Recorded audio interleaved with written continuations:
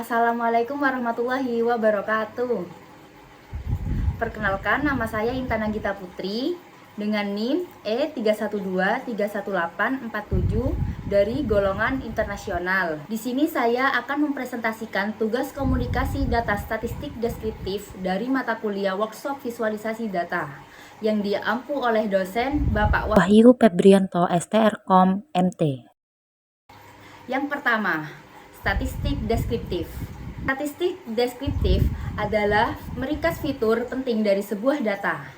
Untuk menghitung statistik deskriptif dengan mencari standar deviasi, persentil, dan rata-rata, kita bisa menggunakan fungsi describe di Python untuk meringkas data.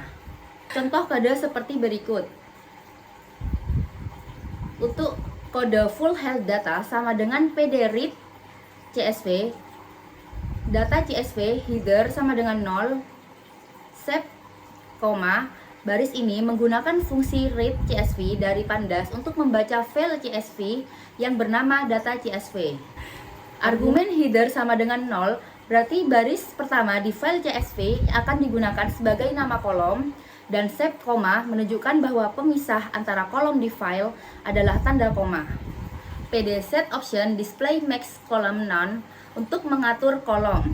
Kemudian PD set option display max row none untuk mengatur baris. Kemudian print full health data describe.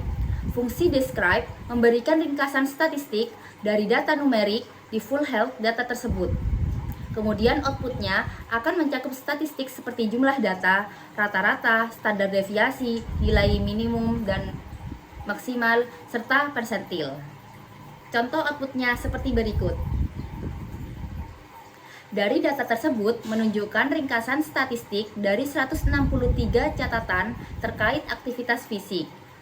Rata-rata durasi aktivitas adalah 64 menit, dengan rata-rata denyut nadi yaitu 107 dan maksimal denyut nadi yaitu 134. Kalori yang terbakar rata-rata 382 dan jam kerja harian rata-rata adalah 4,3 jam. Rata-rata jam tidur adalah 7,7 jam dengan variasi yang kecil atau standar deviasi yaitu 0,66. Durasi aktivitas maksimum mencapai 300 menit dan kalori terbakar hingga 1860. Rentang tidur berkisar antara 5 hingga 12 jam. Yang kedua, statistik presentil. Statistik presentil digunakan dalam statistik untuk memberi angka yang menggambarkan nilai yang lebih rendah dari persentase nilai tertentu. Di sini, saya menggunakan persentase 10%. Cara memanggilnya cukup menggunakan seperti kode berikut. Baris max pools. Baris ini mengambil kolom max pool dari data frame full health data dan menyimpan dalam variabel max pool. Persentil 10 sama dengan NP persentil max pool 10. Fungsi NP persentil dari library NumPy digunakan untuk menghitung nilai persentil ke 10 dari data max pool.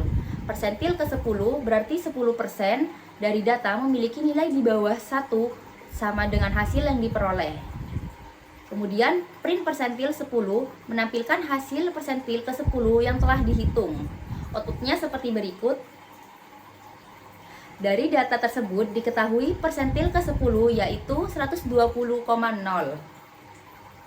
Yang ketiga adalah statistik standar deviasi. Statistik standar deviasi adalah persebaran data pada suatu sampel untuk melihat seberapa jauh atau dekat nilai data dengan rata-ratanya. Untuk contoh gambar seperti berikut. Dari gambar tersebut diketahui jika nilainya rendah akan mendekati rata-rata dan jika nilainya tinggi akan tersebar luas. Di sini menggunakan fungsi std. Std sama dengan np.std. Baris ini menggunakan fungsi numpy.std dari library NumPy untuk menghitung standar deviasi dari setiap kolom numerik dalam data frame full health data. Standar deviasi mengukur seberapa tersebar nilai-nilai data dari rata-ratanya. Jika standar deviasi rendah, data lebih terkonsentrasi di sekitar rata-rata, dan jika tinggi, data lebih tersebar. Kemudian print STD, yaitu menampilkan hasil perhitungan standar deviasi untuk setiap kolom numerik dengan output sebagai berikut. Dari data tersebut menunjukkan standar deviasi dari berbagai variabel. Durasi aktivitas memiliki penyebaran 42,86 menit, rata-rata denyut nadi memiliki deviasi 14,58 dan denyut maksimum sebesar 16,35. Kalori yang terbakar bervariasi dengan standar deviasi yaitu 273,38 kalori. Dan jam kerja memiliki deviasi 3,91 jam dan jam tidur sedikit bervariasi dengan deviasi sama dengan 0,66 jam. Yang keempat, statistik varian. Statistik varian adalah ukuran yang menggambarkan seberapa jauh nilai-nilai dalam satu kumpulan data tersebar dari rata-ratanya. Seperti contoh kode berikut. Variasi sama dengan NP var, full health data. Baris ini menghitung varian dari setiap kolom numerik di data frame full health data. Variance adalah ukuran seberapa jauh nilai-nilai dalam suatu data menyebar dari rata-rata. Nilai variance yang tinggi menunjukkan bahwa data tersebar lebih luas. Kemudian print var menampilkan hasil varian untuk setiap kolom numerik. Outputnya seperti berikut. Data ini menunjukkan berbagai variabel terkait aktivitas fisik. Durasi aktivitas rata-rata adalah 1837,19 menit dengan rata-rata denyut nadi yaitu sebesar 212,58. Denyut nadi maksimum tercatat pada 267,44, menunjukkan intensitas tinggi saat beraktivitas. Kalori yang terbakar mencapai 74.739,15 kalori.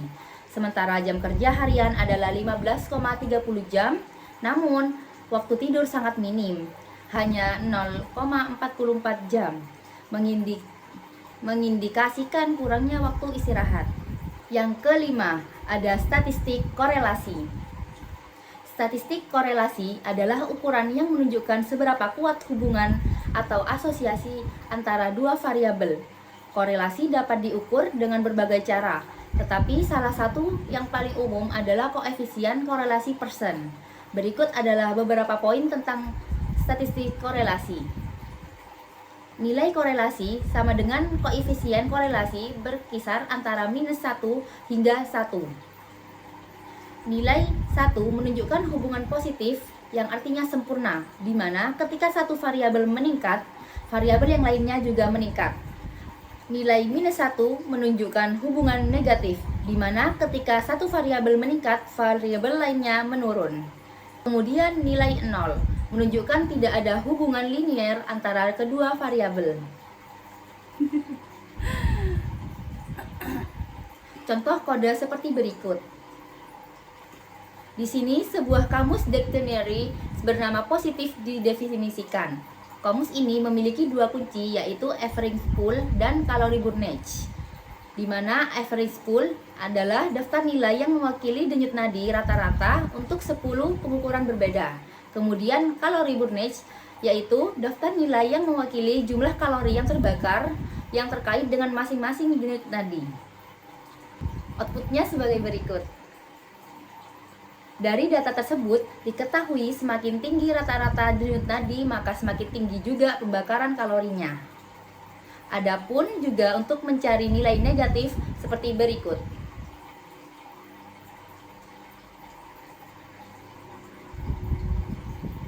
Diketahui dari data tersebut, semakin tinggi jam kerja sebelum olahraga, maka semakin tinggi juga pembakaran kalorinya. Contoh ketiga seperti berikut. Dari contoh di atas, bisa disimpulkan untuk contoh pertama memiliki garis linier yang sempurna atau memiliki nilai 1. Sedangkan grafik nomor 2 memiliki garis linier negatif atau memiliki nilai -1.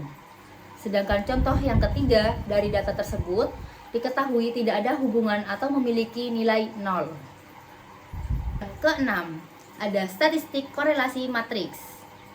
Statistik korelasi matriks adalah hubungan antara variabel secara keseluruhan.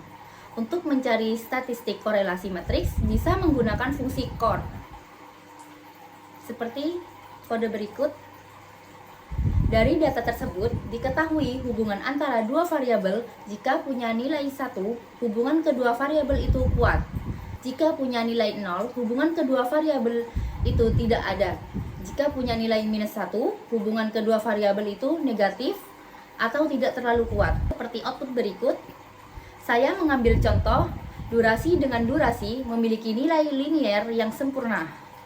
Durasi dengan rata-rata denyut nadi memiliki nilai negatif. Durasi dengan maksimum denyut nadi tidak ada hubungan.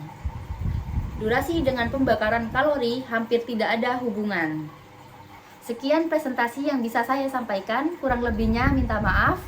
Wabillahi taufiq wal hidayah. Wassalamualaikum warahmatullahi wabarakatuh.